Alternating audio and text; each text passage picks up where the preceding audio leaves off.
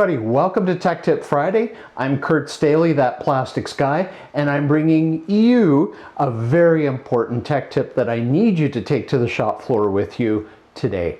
So today's tech tip comes from, well, it's a bit of a case study, customer-supplier negotiation, if you will, pertaining to an additive master batch and one of the key ingredients in that formulation.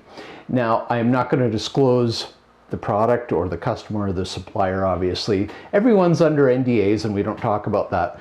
But the really relevant thing comes down to understanding the safety data sheet, the SDS, warning labels that come on the material, and really understanding what the risk is involved. So this particular additive, like many chemicals that we work with in compounding, well, it's serious if you don't handle it properly.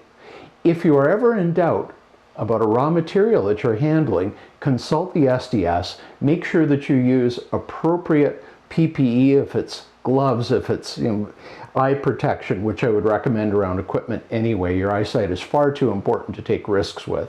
A respirator, if there are different levels of respirator, if you need some type of full enclosure suit, whatever the case, I have never advocating that you do not follow the correct safety procedures and protocols with handling chemicals.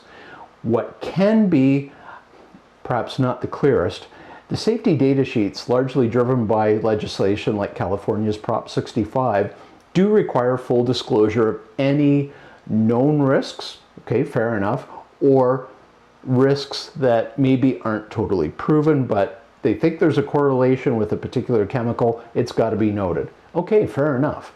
But that doesn't necessarily mean that you can't work with the product, but you do need to observe the proper safety precautions. And I think that's completely reasonable.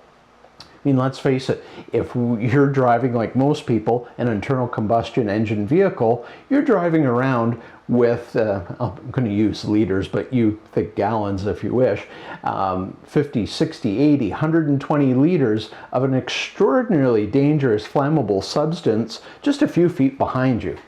But we're all careful with it. We understand the protocols and procedures. If we store gas at our homes for a snowblower or lawnmower or whatever the case, we understand how to handle this particular product safely. We do it. There's great risk if you mishandle it, just as there are if you mishandle chemicals.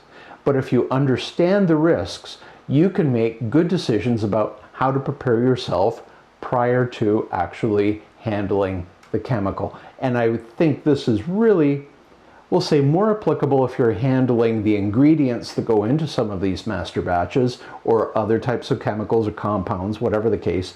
And if you're at an injection molding shop, everything is pelletized, the solids are in the pellets.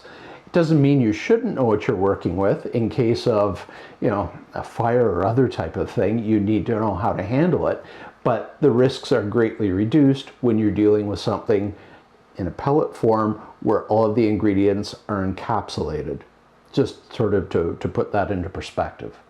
So again, be careful, be careful, be careful, yes, but understand the probability of the risks involved and how to protect yourself. In many cases, for what we are doing in our industry, all of the raw materials are very safe to work with if you follow the proper safety precautions working with them and understand what they are. It doesn't necessarily imply that because you work around a certain chemical, it will make you sick.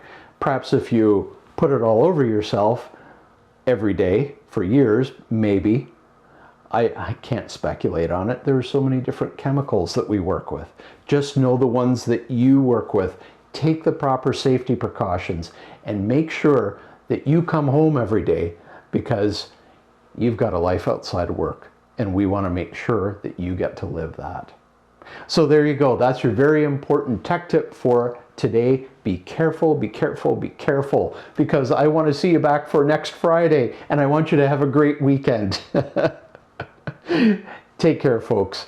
Be safe. Bye for now.